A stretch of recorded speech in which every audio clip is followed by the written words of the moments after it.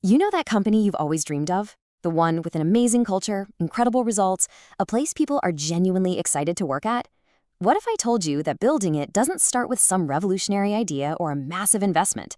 Nope, it all starts with a single, personal decision. So where does a journey like that really kick off? Is it about finding that one-in-a-million product or landing a huge round of funding? Well, the real answer is actually a lot closer to home than you might think, and honestly, it's a total game changer. It starts right here. And this isn't just some catchy phrase to put on a poster.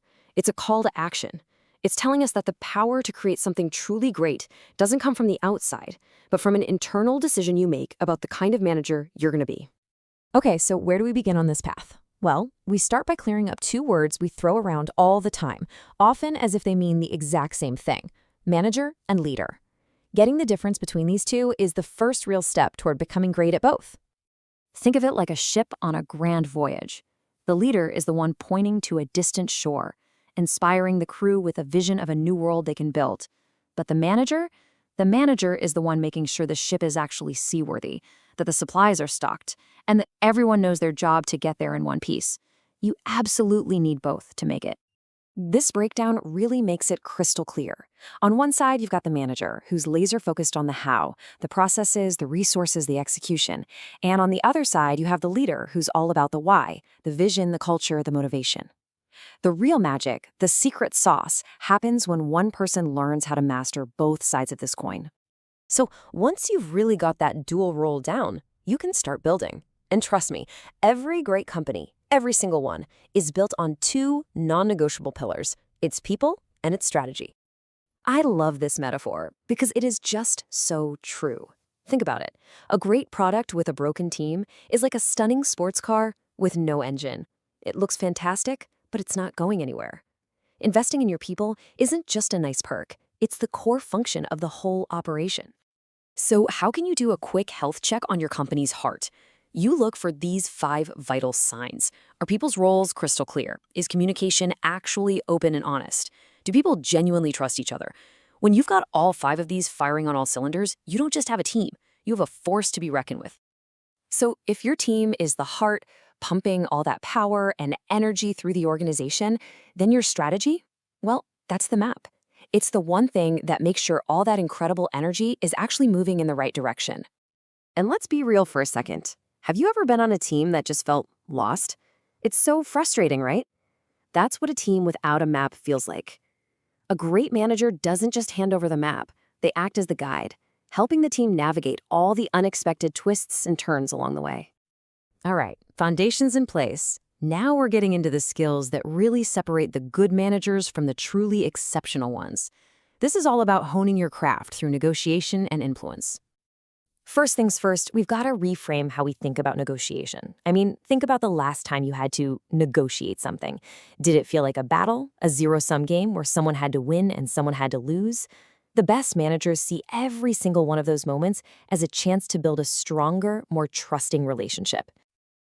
The key to this entire approach, the absolute secret, is that first step: listen. Seriously, most of us go into conversations listening just enough to figure out what we're going to say next.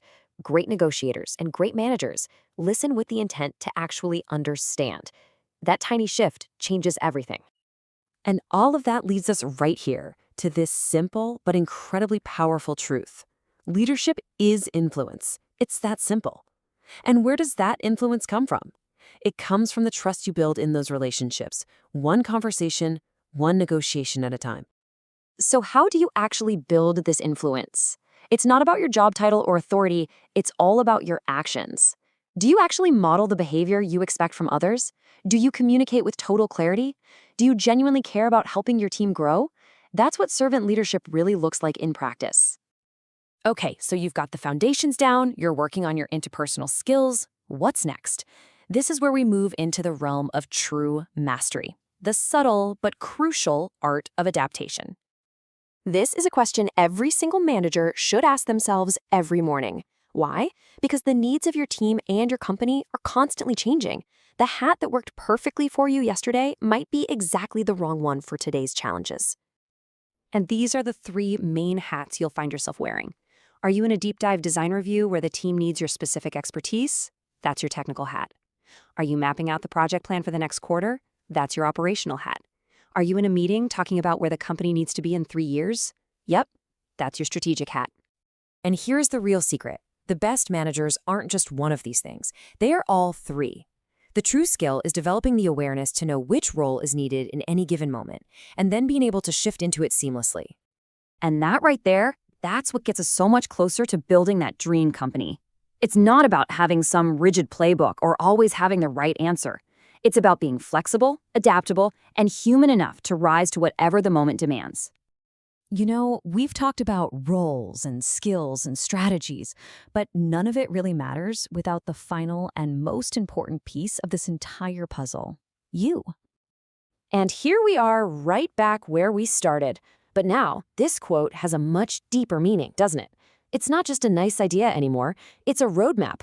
Every choice you make, every day, is a decision about the kind of manager you want to be, and that, in turn, decides the kind of company you're going to build. So why does all of this matter so much? Because at the end of the day, management isn't just about spreadsheets and profit margins. It's about people. The real measure of your success as a manager will be the success and growth of the people you had the privilege to lead. That is your legacy. Look, what we covered here was just the first step. If you're ready to really turn these ideas into action, we've put together a comprehensive ebook that dives way deeper into all of these topics. It is completely free, and the link is right there for you in the description. The journey to becoming the manager you want to be starts right now. Thanks so much for joining us.